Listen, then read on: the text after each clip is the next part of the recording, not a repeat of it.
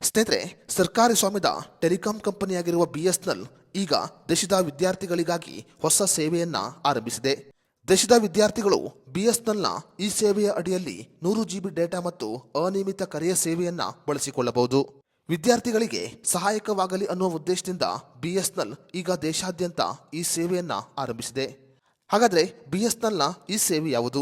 ಈ ಸೇವೆಯ ಲಾಭವನ್ನು ಪಡೆದುಕೊಳ್ಳುವುದು ಹೇಗೆ? ಇವೆಲ್ಲದರ ಬಗ್ಗೆ ಸಂಪೂರ್ಣ ಮಾಹಿತಿಯನ್ನ ಈ ವಿಡಿಯೋದಲ್ಲಿ ನಾವು ನಿಮಗೆ ತಿಳಿಸಿಕೊಡ್ತೀವಿ.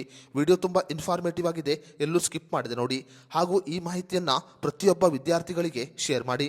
ಸ್ನೇಹಿತರೆ, ಬಿಎಸ್ಎನ್ಎಲ್ ಈಗ ವಿದ್ಯಾರ್ಥಿಗಳಿಗಾಗಿ 251 ರೂಪಾಯಿಯ ಹೊಸ ರೀಚಾರ್ಜ್ ಪ್ಲಾನ್ ಅನ್ನ ದೇಶಾದ್ಯಂತ ಜಾರಿಗೆ ತಂದಿದೆ.